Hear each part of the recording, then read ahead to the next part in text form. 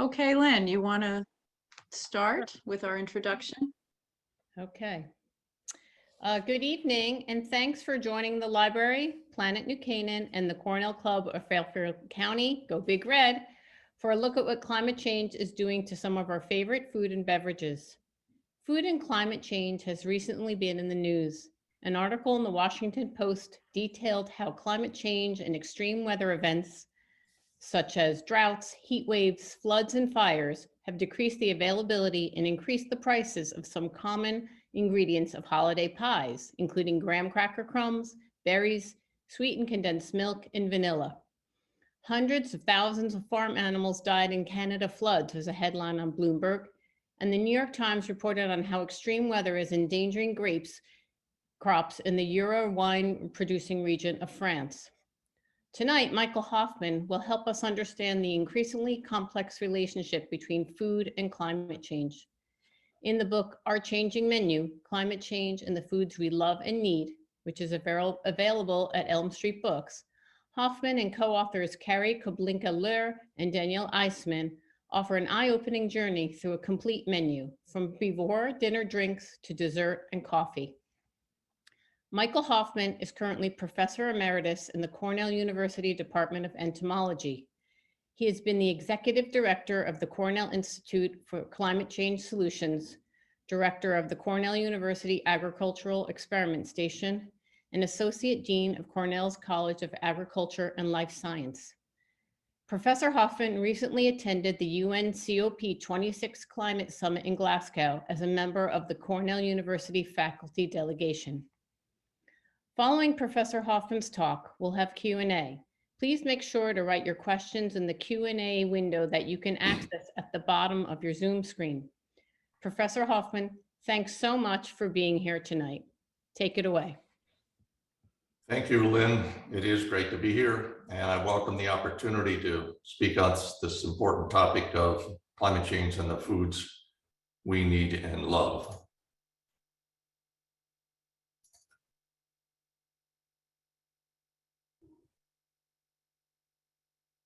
And also, I would like to thank those for hosting the talk tonight. That's the New Canaan Library, Planet New Canaan, and the Cornell Club of Fairfield County.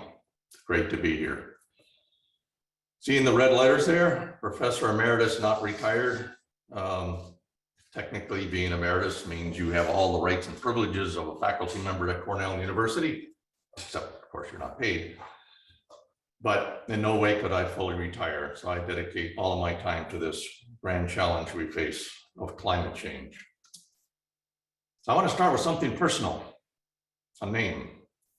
I'd like you all to think of someone younger than yourself, much younger, grandchild, child, niece, nephew that you care deeply about, and whisper that name, and now say it to yourself. Just keep that name sort of in your mind as we go through this, because those younger than us are going to bear the brunt of what's coming. And also note that my talks are a bit of a roller coaster ride. We're going to go down first. It's going to be scary and with all the basic facts, which I think most of you are aware. But then we'll turn it around with some hope and some promises of the future.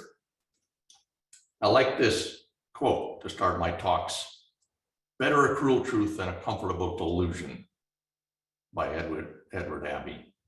We're talking the truth, and it's not always fun. I ask the audiences often, tell me what this is. And of course, the most obvious response is, well, that's the Earth. But it's also home. Our planet is a lonely speck in the great enveloping cosmic dark, in our obscurity and all its vastness. There is no hint that help will come from elsewhere to save us from ourselves. Carl Sagan was a professor at Cornell University. Most of you are aware of the basics of climate change, but I want to point out a few things that a lot of people are surprised about. And that's that orange band, which is the layer of atmosphere in which we live. It's called the troposphere. That's where 80% of the action, weather, climate change, snowfalls, rainfalls, it's all in that thin layer, which is only 7 miles high. Solar radiation comes down from the sun, hits the surface of the Earth's surface warms, that radiant heat goes upwards, it's captured by greenhouse gases that then re-radiate it in all directions.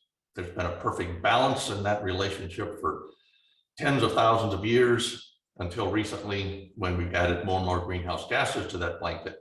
And it's essentially capturing more heat, causing global warming, which causes the atmosphere to warm and climate change.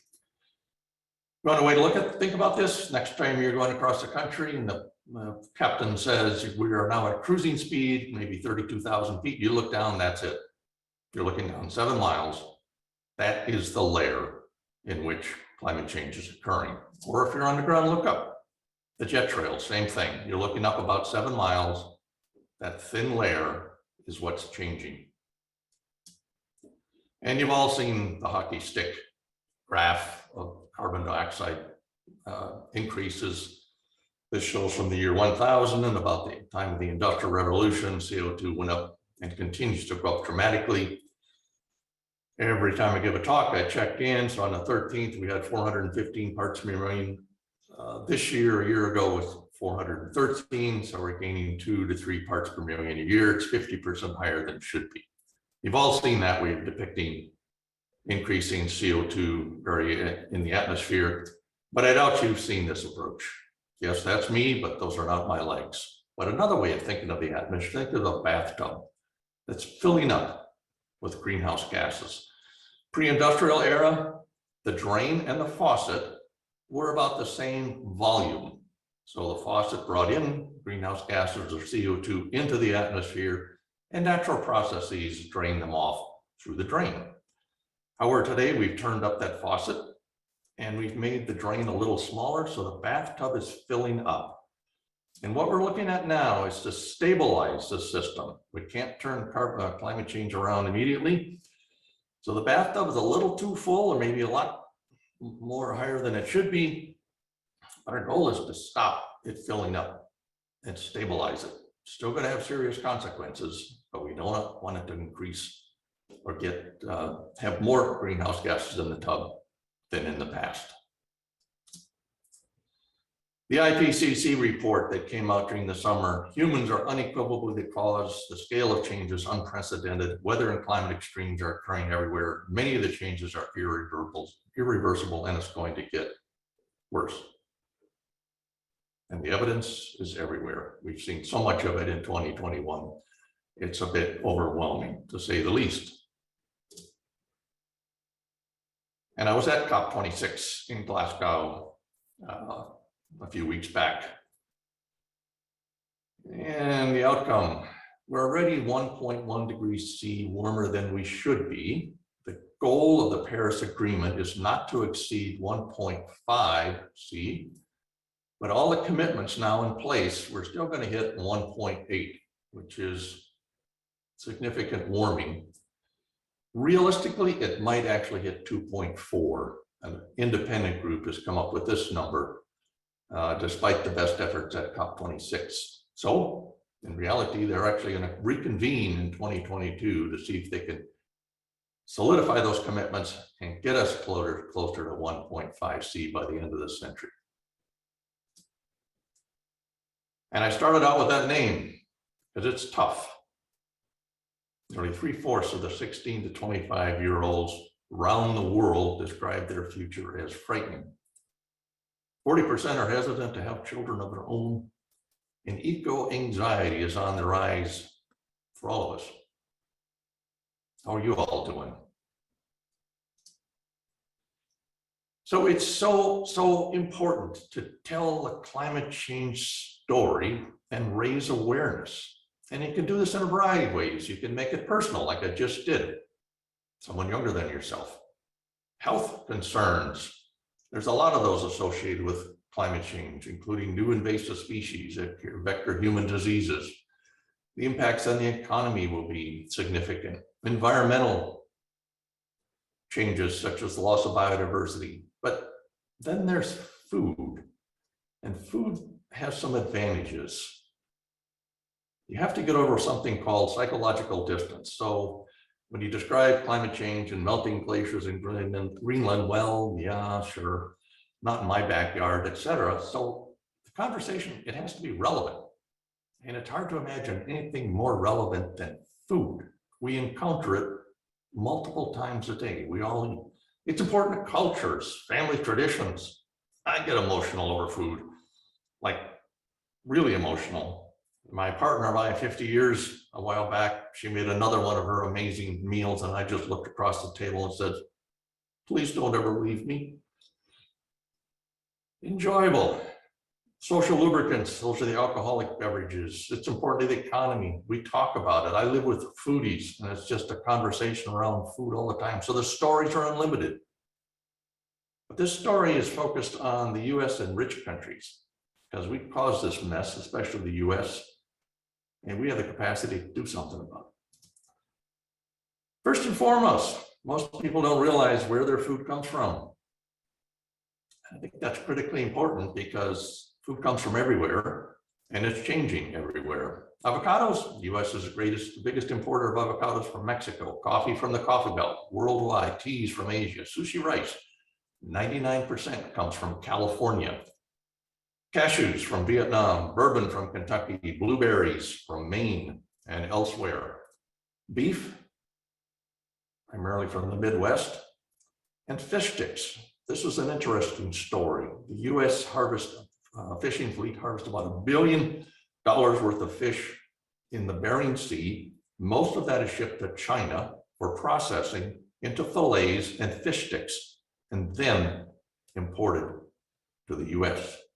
It's not a simple system. Just pause the next time you're in your store and look where that food is coming from. It's from everywhere. But there's people behind this. The local farmer producing the vegetables for the farmer's market. The gentleman in the middle, he's an Aussie producing grass-fed beef for the US. By the way, we import 40% of our grass-fed beef, and most of it from Australia. Upper right, the family in Western Africa growing cacao for our chocolate. They make $4 a day. The young woman to the lower left, pollinating vanilla, most likely in Madagascar. The most dangerous job in the world is fishing the North Sea, and the farmer in the Midwest. It comes from food, land, and sea. It's people. It's all changing. This is also changing, getting it to our table. At the top is the summer sea ice in the Arctic. It should be extended all the way out to that yellow line, but it's not. So there's about 500, depending on the year, to 700,000 square miles of nice open blue ocean that's absorbing that solar energy, warming up, melting more ice, but it's also opening a new route for transport from Northern Asia to Northern Europe, and route through there will be cut by 40% in time. The Suez Canal incident most recently caused a huge impact, but we can anticipate more of that in the future with climate change. The Mississippi River, when it's too high, the barges can't get under the bridges. When it's too low, they hit bottom. And there's 60,000 miles of roads in the US at increasing risk from sea surges. So let's look at a plant. What does it depend on to grow? Air, primarily carbon dioxide, water, warmth, soil, and sunlight. But it's all changing, except the sun. This has interesting implications for our food, to say the least.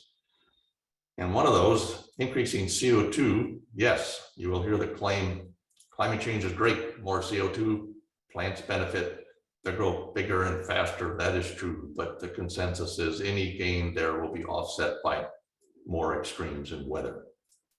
Weeds become harder to control under higher levels of CO2, which is interesting, but with herbicides.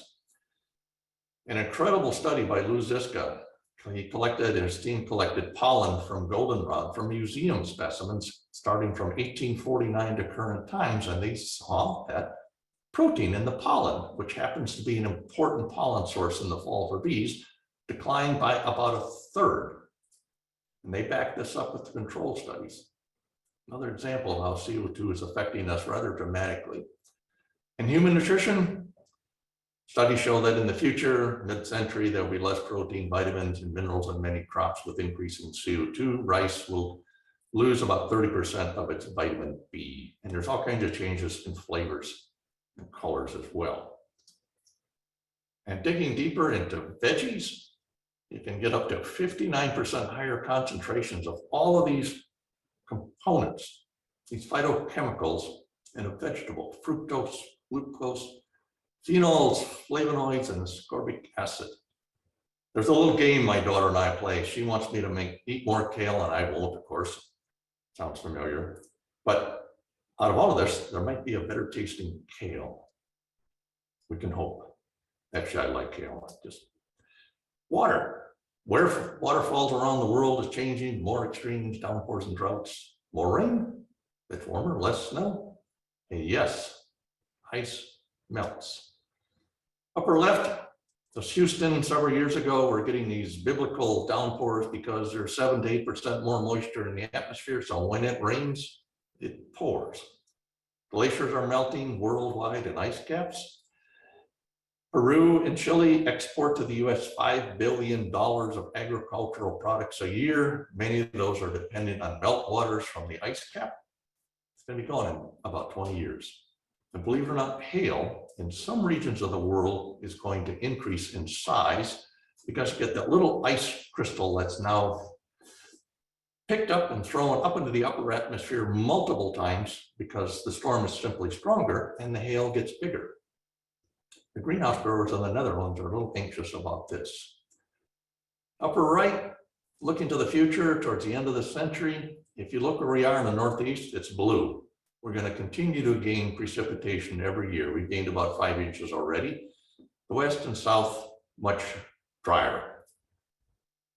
You can put it this way: wet areas today will get wetter, dry areas drier in the future. Temperature, yeah, it's warming. But like most things, it's not simple. Cool regions of the world will warm faster than warm regions, essentially northern latitudes versus southern. Winter warming in the US, winters are warming twice as fast than summers. And this has a huge impact on most fruit and nut crops. In 2017, there were no peaches, or very few peaches, out of Georgia, our peach state, because the previous winter was too warm. Fruit and nut trees require a dormancy period that is created under cold conditions. They have to go into this chill state. If they don't produce. Nights are warming faster than days. That actually reduces the yield in rice. More heat waves we're aware of. On the positive side, longer growing seasons. Can farmers double crop, grow longer season crops with higher yields? And obviously, new regions of the world are going to open up for producing crops. They'll be warmer than they were in the past. I really encourage you to, if you can, a little over a year ago, there was this amazing article in ProPublica about where it will be best to live in the US in about 50 years. They call this a suitability zone. It's pretty much, optimal temperatures, humidity, and precipitation. You can see the dark area in the upper figure. Today, look at 2070. In 50 years, both our crops and a lot of people are going to be moving north where conditions will be suitable. And if you want to find out what's happening in your specific county coming up in 2040, 2060, the article at the end shows every county in the US, and the higher the number, the greater the risk. So it shows heat, it shows humidity, crop yields, sea level rise, et cetera, and economic damage. Of course, I checked my county, Tompkins County in upstate New York, and actually most of the Northeast. It looks pretty good. So we're not moving. This has little to do with food, but just before the holidays, Thanksgiving, I was in Portland, Oregon. I was speaking to an apparel conference. When I discovered this article, which shows the red zone The red on the map is sea level rise in Ho Chi Minh City and Bangladesh and China and elsewhere in this study. And they simply overlaid where the apparel factories and footwear factories are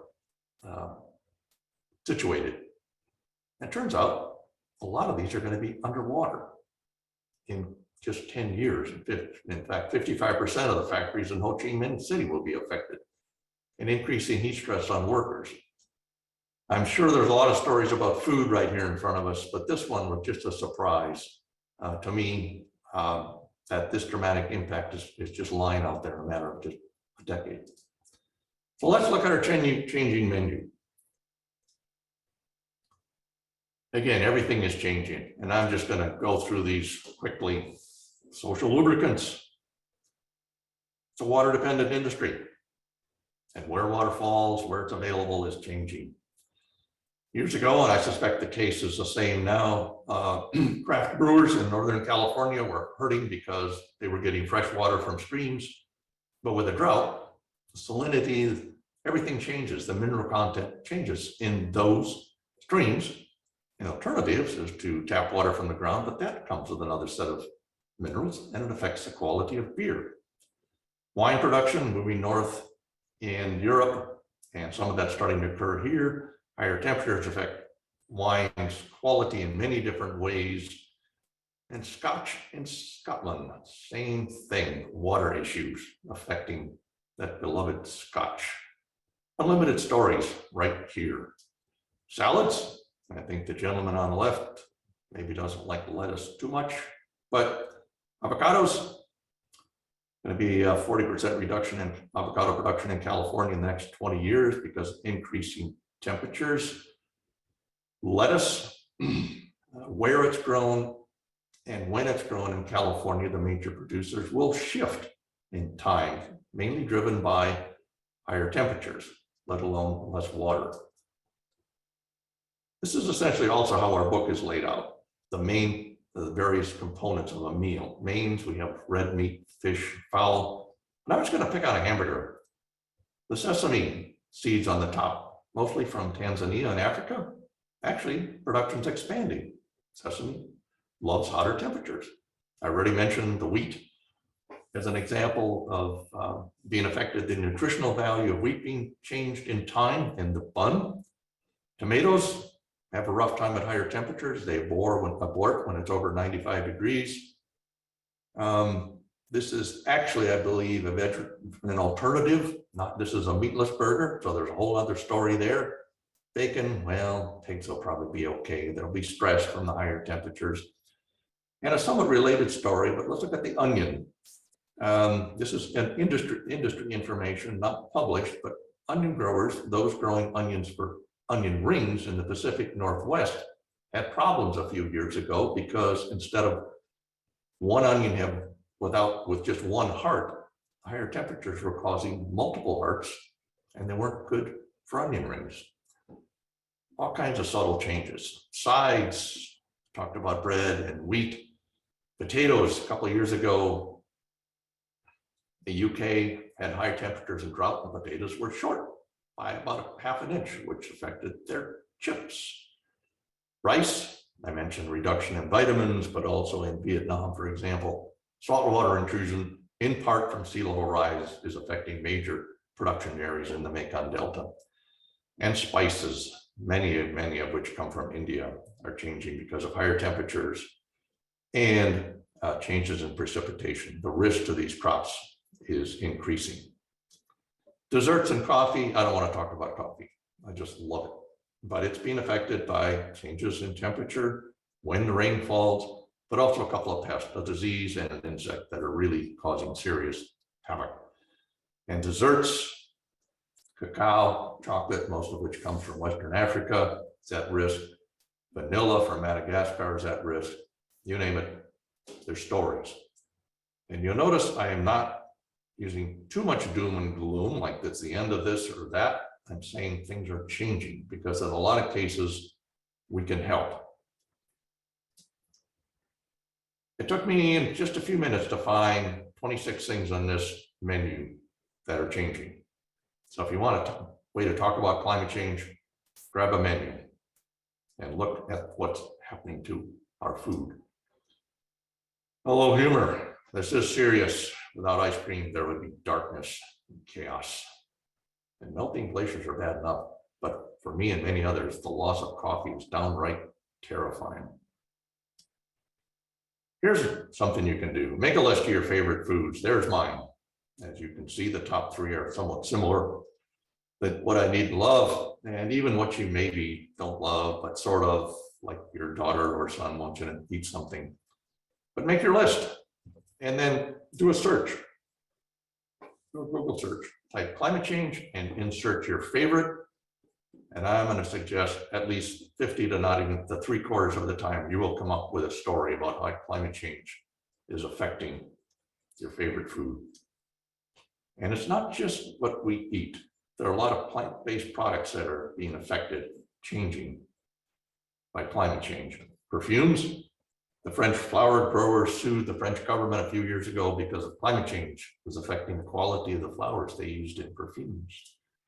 Pet food. I think you can figure that one out with the nutritional quality of grains changing. Yes, attire, cotton, cashmere, alpaca. The only exception there is camel. They seem to be doing fine, but these plant-based products are changing as well. Medicinal herbs, all for the same reason I've described, are changing as well. More stories that need to be told. In fact, it scares me a little bit, but there's a book right here ready to be written about all the other things that are changing. Here we are, depressed, overwhelmed. So our options include ignore, deny, or we can confront climate change. Action is the antidote to despair. These are the synonyms for the word confront: challenge, tackle, threaten, meet head on, face up to, or defy. Pick one that you like, because that's where we're at. What needs to be done? The situation, the world is changing rapidly, so we need to make rapid fundamental changes at an unprecedented scale, a massive shift away from fossil fuels. We should work individually and collectively. It's all hands on deck, but the two important ones here are requires government action, and that's where we can come in as citizens and apply the pressure, and having corporations lead this transformation to a net zero economy. And it's up to us, the wealthy countries. So what are the food and beverage businesses doing about climate change? They're looking at their supply chain and the risk. They're investing in suppliers. So if you don't have a raw product, you're not going to make a product. Nestle's is investing something like $1 billion in their whole supply chain and beyond to make sure they continue to have what they need. Encourage something called climate smart farming or climate smart agriculture. I've had a farmer just say, Mike, that's common sense farming, adapting to the new world. Mitigate your own impact on the climate, reduce energy use. That's what these companies are doing. And some are considering alternative food ingredients. Certainly looking for different sources, but also looking at totally different ingredients to replace those that may be lost in the future. Here's a little more about climate smart farming. And I refer to those who work the land, the farmers and ranchers, as stewards of the land. And they are doing a lot. And climate smart farming includes a focus on soil, which is absolutely critical. We call it the skin of the earth. It can sequester enormous amounts of carbon, and it can also release a lot of carbon, depending how it's managed. Water management is becoming so important for farmers, either too much or not enough. Another thing to do is diversify for resiliency. That is, don't depend on a single crop for your income. Plant multiple crops, so if you lose a few because of streams and weather, you still have an income. If you producing animals, be concerned about their stress, and think forward, plan and adapt to what's coming down the pipe. What science is doing.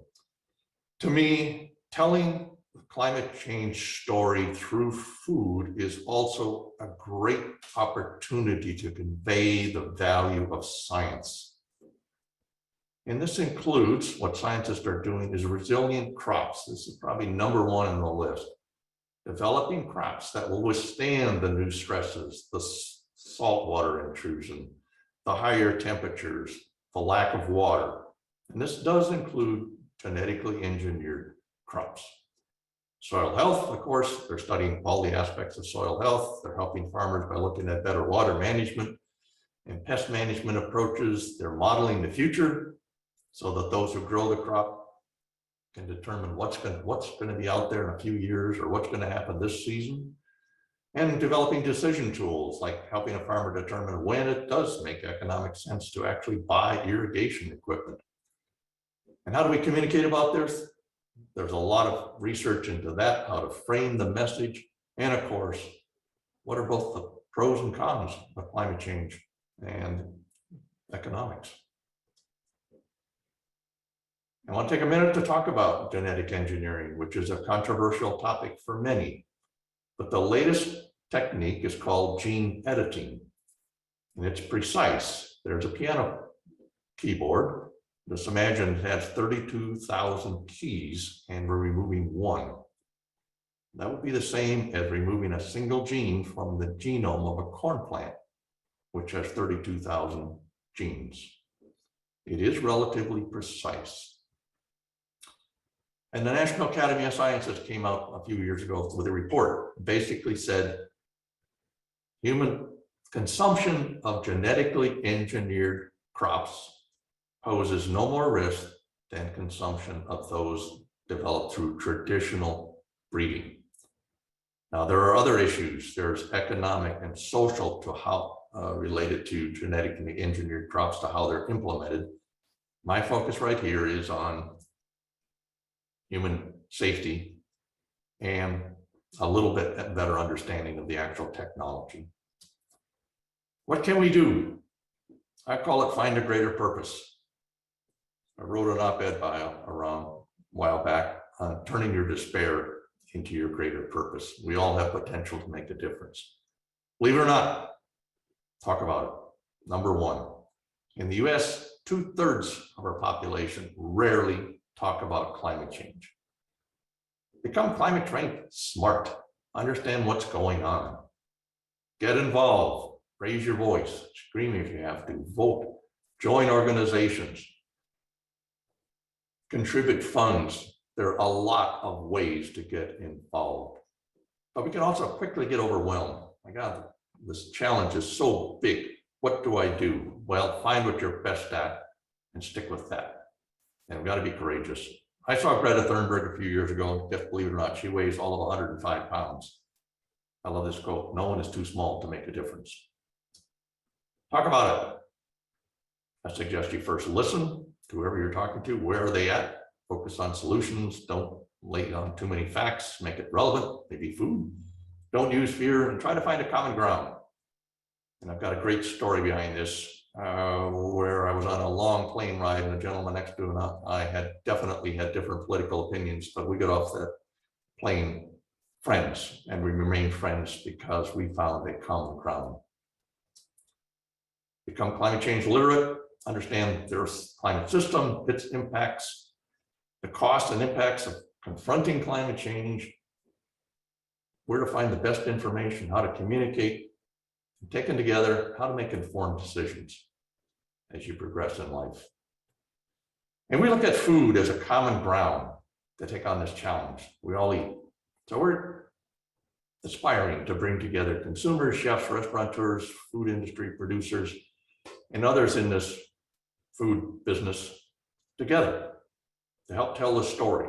So we don't see any villains in this story either. So we want to see a transformation, and that's what we're pushing for through food. Even the climate change social movement. So we've developed some tools for change, and that's the book that's been mentioned. It's a story of food. It's walking through the menu. It's an introduction to climate change, and it's loaded with solutions. Also a website that has 2 databases, one of those on food ingredients that are changing, and the other on plant-based products like clothing, perfumes, etc. Our goal is to raise awareness and action on climate change, and that's the start. some kind of social movement, at least social change at scale. And I'm reading this book, How Change Happens. It starts at the grassroots. It's at scale. We change public attitude, bring in allies like corporations, and networking is critical. And these things are starting to come together in our effort, our Changing Menu initiative. Just in the last few weeks, there's been enormous connections with the Culinary Institute of America, the global group Social Gastronomy, which focuses on food for social change. Anybody's interested in joining, you know where I work. So here we are, facing this grand challenge. We can tackle it if we have the will. Consider what we've done as a species, the art. Traveled billions of miles into space, cured diseases. We have an incredible agricultural system. Yes, it has its shortcomings, but most of us have the food we need. Engineering feats, technologies, you name it.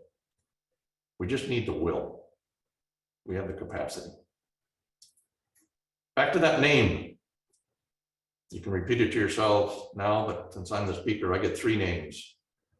Tara, Matt, and Talia. The one in the middle is there for legal reasons.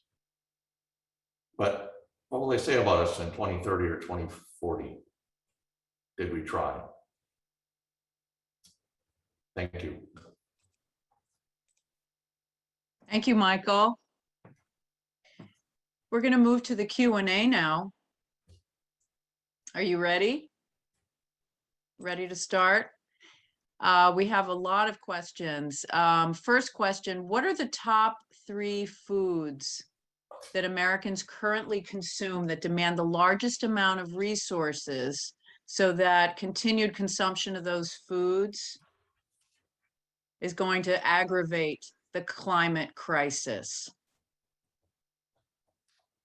Well, very good question. I think it's easy to come up with number 1, and would be red meat, because of the incredible water needs to raise the animals, the feed, etc. It can vary depending on how you do it, but a lot of it is animals are fattened up in feedlots, which comes with a lot of disadvantages. So I think that's the one that has the greatest impact, but also the greatest opportunity for us to change individually and collectively. As to the other 2, this may not be important to everybody, but I'm trying to think of those that are most sensitive. And I would suggest that some of those beverages I mentioned are going to be affected, that are important to our, sort of well-being. Wine and other things are going to change fairly dramatically in the future. And there's a pretty significant economic impact there. I would suggest grains, yeah, they're going to be okay. I mean, those are our staples. Maybe rice would be another one, because of water issues. If it's imported rice, that would be another significant one. Mm-hmm. And it's also a huge producer of greenhouse gases. So I suggest that would be another one. And again, even with rice, there are ways to grow it that minimize its impact on the climate. Good question. Okay. How does the professor recommend that we handle climate deniers, especially when climate change has become a political football? That's a very, very good question. It's also a critically important question. 16% of the US population you can forget about. In other words, they're not going to change their mind. Others, there are some opportunities with. And I'm going to go back to that story that I briefly mentioned about traveling with a gentleman on a plane. And this is not going to work in every case. But there you are, side by side for 4 hours. And he asked what I do, and I told him climate change. And this was shortly after the election in 2016, and he told me his preferences.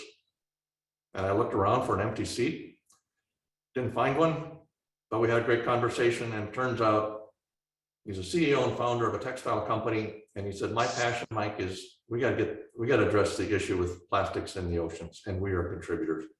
Today, he's 78 years old. And he said, Mike, I'm not stopping. That's what I want to do. We've got to change this industry around. So I think trying to find that common ground, and it just, where is the other person at? And that's exactly what I found out in my experience with this individual. Just strongly listen to where they're at and try to just sway them a little bit. It's not going to happen in the first conversation.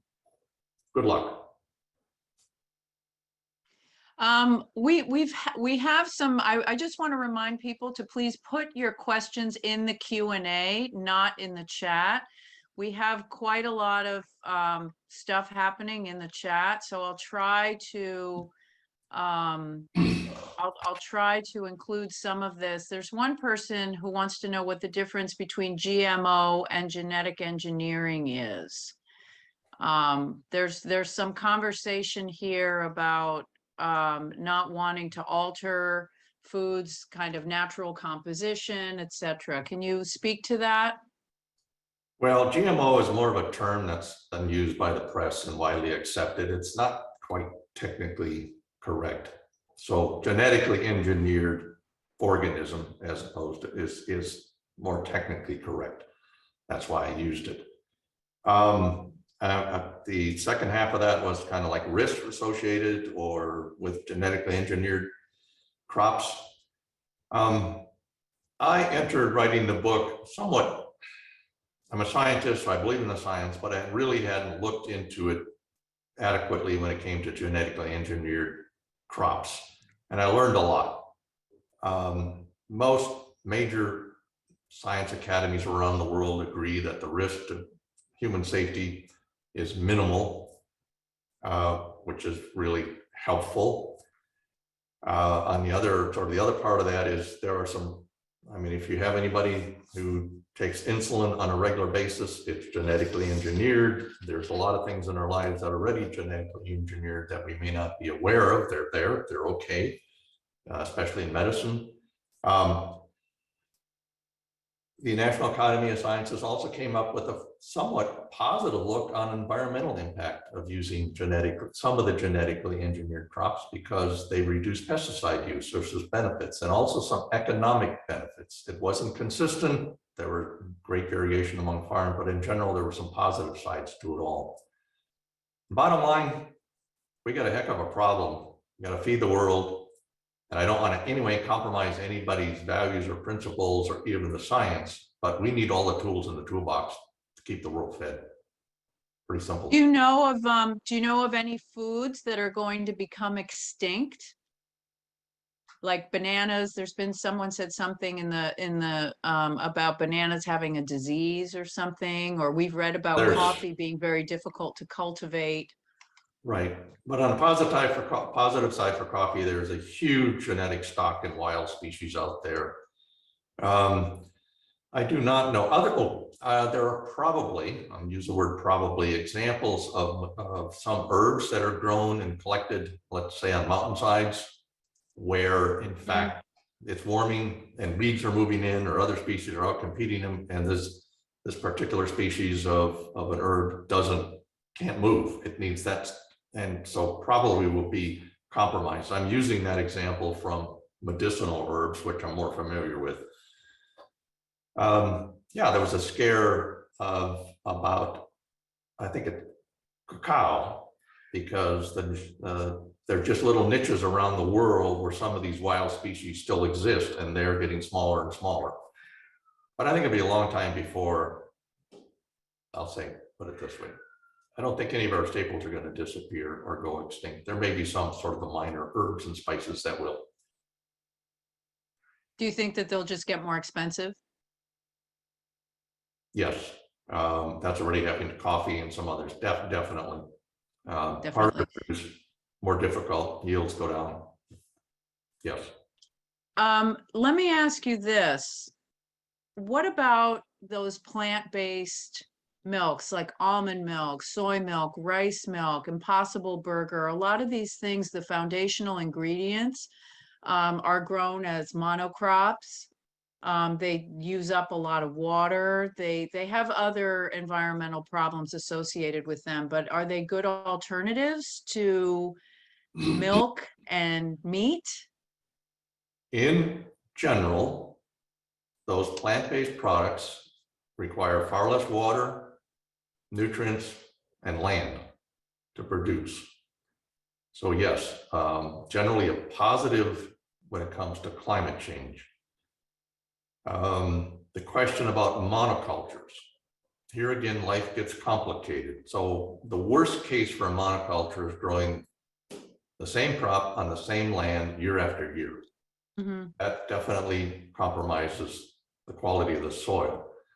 But you can also have monocultures that are rotated. One year you have soybean, the next year you have, next few years alfalfa or something like that. So you give the soil a chance to regenerate. And also bear in mind that even though, when you say monoculture, people quickly think of large fields, but don't forget that those farmers are oftentimes using precision equipment to make sure no more than necessary fertilizer goes on. It varies across the field depending on the soil needs. Some vineyards now, each vine has a chip in it so they can specifically water that plant. So there's very careful amount of water applied. So there's a lot of technologies out there that, even though it's large scale, are helping greatly and reduce the overall impact that production process may have on climate. Michael, is there a difference between food that's engineered to withstand climate change versus food that's engineered to withstand pesticides, like weed killing chemicals? Sure. I mean, the one that is, I'll call it, I think it's Roundup Ready is the most common one. They took a compound actually from the soil, and which gave the plant this characteristic of resistant to glyphosate. So that's a certain technology, but whatever it is for heat tolerance or water tolerance, the genetic compound or editing that's going to occur is going to be very different. It's customized, to the need. Mm-hmm. Okay, what about fish farming? Someone here's brought up fish. Fish farming has been controversial, like GMO salmon and fish farms contributing to, pollution. And what do you think Sure. about fish farming? Well, bear in mind, 45% of the fish worldwide come from fish farms. And when you think of fish farms, most often those are large pens in the ocean. They're not on land, they're in the ocean. And it can be done sort of using best management practices. There are issues with it when you've got animals, fish, confined in a small space. You might increase the risk of diseases. You have contaminants that can increase in the flesh of the fish. But then again, even wild caught, unfortunately, fish have some of those same contaminants like mercury, but at far less levels. It's here to stay. I mean, it's 75% of our salmon are produced in these cages in the ocean. So it's here. It has some shortcomings, but if they produce it, I'll just use the term with best management practice, they can minimize the impact. Now, the genetic engineered salmon originally came from Canada, produced or developed in Canada. It grows, I think, twice as fast as a regular farmed or wild caught salmon. Was just released in the US, I think, in June. So it hasn't gone away. It's here. There's clearly controversy around it and a lot of pushback. There is only one retailer, I believe, that's selling it presently. So I think its future is to be determined. Okay, I want to combine a couple of questions here. You talked about soil regeneration. We know we should be eating less meat, but we also know that if done right, pasturing animals can actually contribute to soil regeneration and sequester carbon. The stories I've read about this are perhaps they're not at the scale of these CAFOs. So I want to combine this question with a question about how do you support people who are farming on this kind of smaller scale, doing these innovative things, you know, maybe local or, you know, farmers market farmers. Do you have some thoughts on that? Well, let me start with pasture-raised beef. Okay. I mean, I think their scale isn't necessarily important because, I mean, I think it's 40% of our land in the US is for grazing. So you got those large operations, and I'm going to take an example of one story we tell in the book. It's about a sheep farmer at the headwaters of the Colorado River in Wyoming. Has 3,500 sheep. And he does everything possible. He rotates the animals, moves them around. He's been given sustainability awards, etc. So that's an example of someone doing it right. Now, coming back to beef, there are several different ways to produce that animal. One is grass-fed from birth harvest. And I think I mentioned that a lot of our grass-fed beef comes from Australia, which was a surprise to me because they've got a lot of grazing land. And the whole idea is like the buffalo of many, many years ago. The animals out there, they consume the grass, their greenhouse gases are absorbed by the system. That manure goes back into the soil and carbon is sequestered. And that works up until the point where the ground actually becomes saturated with carbon. So then you start to lose the benefit of that. It's still a good approach. It's the way to do it. There's also something called silviculture, where you graze cattle in essentially open forest. You can actually have those trees for producing nuts, etc. And the animals are walking through and tilling the soil, and it's much like grazing them. So back now, I'm shifting to smaller scale and local farms. I think it's in part there's a partnership that doesn't happen enough. And maybe people listening, not just get to know the farmer. That's maybe a strange thing to suggest, but years ago I brought together environmentalist, organic farmers, and conventional farmers, and the first question I put out was, "Why are you a farmer?" And this one gentleman, I couldn't have done it better, but he said, "This is a farmer in upstate New York. It gets me closer to my children, closer to the soil, and closer to God." And the environmentalist, and that was not someone pillaging the earth. Sorry. But I asked him about his kids. He says he didn't want them to farm. It's too hard.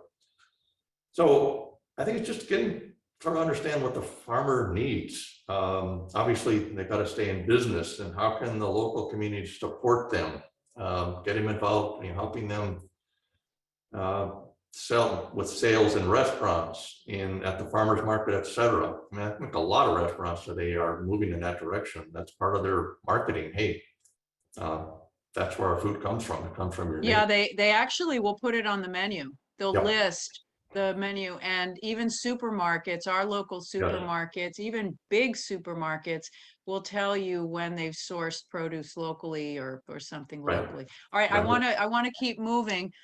With regard to developing and predominantly agrarian economies, which are highly dependent on fossil fuels, how can these countries change their practices without jeopardizing their economic growth? This is a post COP26 question for you.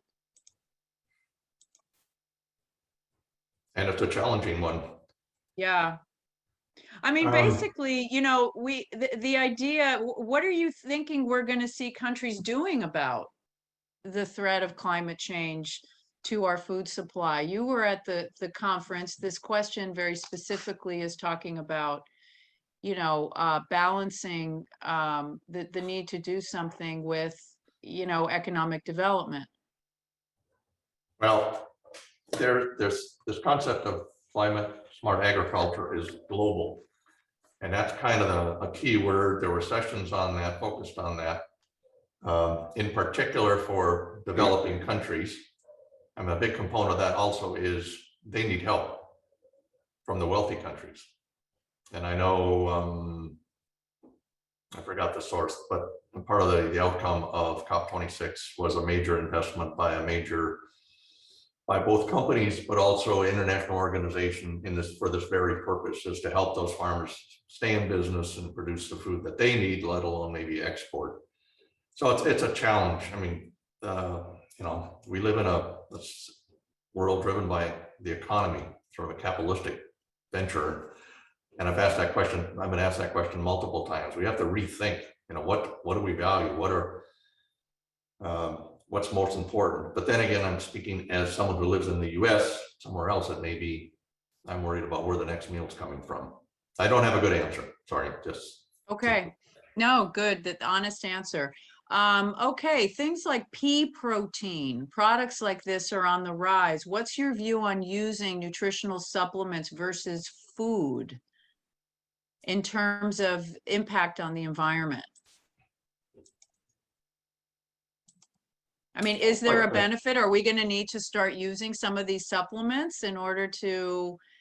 But you're I don't saying know. if it's already plant-based, a pea supplement is coming from a plant? Yeah, pea protein, it's like Right. an additive, you know, are we going to need, or is it good to rely on some of this stuff to supplement our diets? I guess I would just be careful. You know, there's what separating fact from fiction. I'm just going to go by the standard rule of, you know, a good nutritious meal contains all those various components and go with that. When you're Right. getting a supplement from something, you know, is something lacking there? Is it actually what you truly need, or is it already in your diet? Yeah. How do you think we balance land conservation and agriculture? There's a question here about how local food can have the lowest carbon footprint, but our forests are also super essential for removing carbon from the atmosphere. So we want to protect those forests. But I guess, you know, make space for agriculture. Do you have a thought about that? Or did anything from COP26 in Glasgow on that? Well, there was a international agreement on trying to reduce deforestation, which is just a huge issue in other parts of the world. But yeah, we need it all. We need forests, we need biodiversity, we need land for our pollinators and wildlife, etc. So it's yeah, I think the biggest one there is deforestation and stopping that, because it's happening at a scale that is frightening. Okay. Many are hoping that technology will solve all of our climate change problems. What are you, I mean, you're a scientist. So what do you think about that? No, I'm sorry. We need Okay. we need every possible tool. And when, okay, so the question is, okay, what technology are we talking about? Are we talking about carbon removal from the atmosphere, which is extremely expensive and, you know, in the near term won't do it? You know, what other kind of technology? Genetic engineering, yes. Farmers using more technology in how they produce their crops, artificial intelligence. I think we need every possible tool in the toolbox, not just technology, but we're not going to get those technologies without social change and pressure on policymakers, et cetera, to make those big decisions, and social change to drive our corporations in the right direction by what we buy. So to me, it's everything. We have to put it all in place, and soon. Okay. One of the things that Planet New Canaan does in all its presentations is we always like to give people, you had your slide of things to do right now.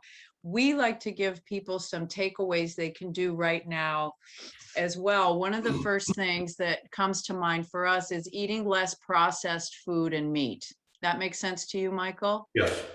Another thing that we came up with was composting your food waste, or taking it to a food scrap recycling program. Like we have one at our transfer station. You can take your food scraps and recycle them there, and they get composted. Does that sound good to you?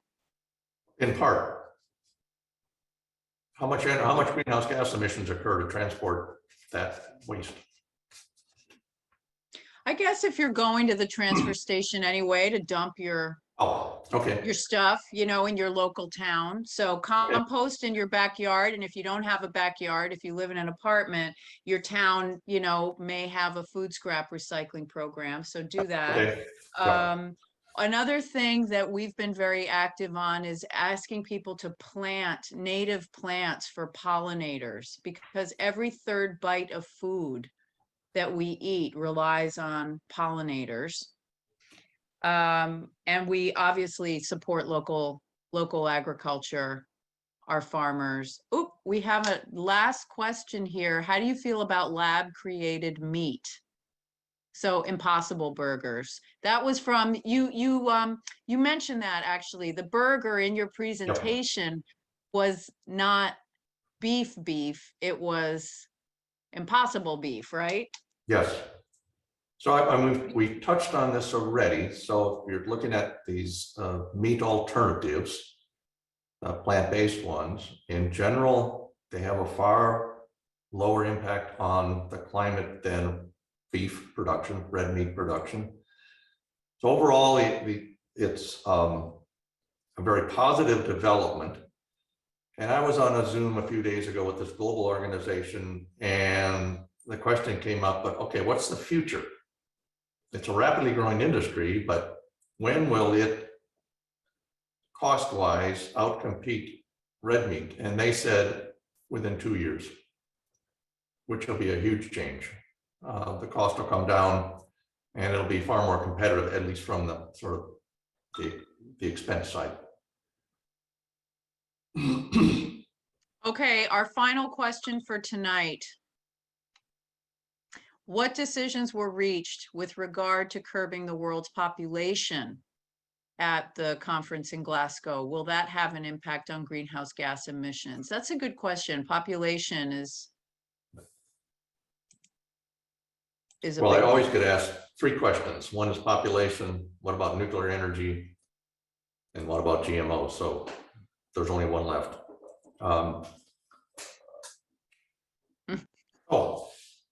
If anyone's had the chance to look at the drawdown effort, there's a book and a website that shows all the things we can do to essentially draw down the damage we're doing to the climate. Close to the top, I'd say within the top 10 is, and this is a comment that applies globally, but educating young women. They are likely to be more successful in a business, successful in general, and have fewer children.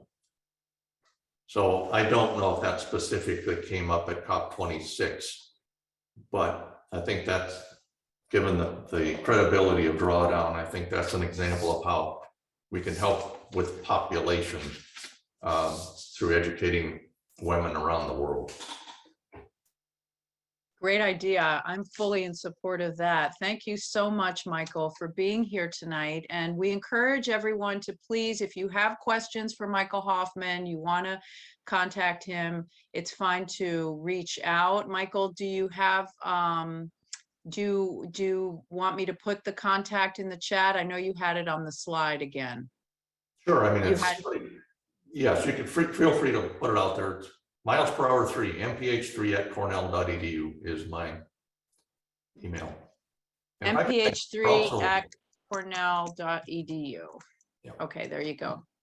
And also mention we teach, I'm currently teaching a climate change leadership course, an eCornell course that's had an incredible diversity of students from all over the world. That might be another resource folks are interested in. Okay, great.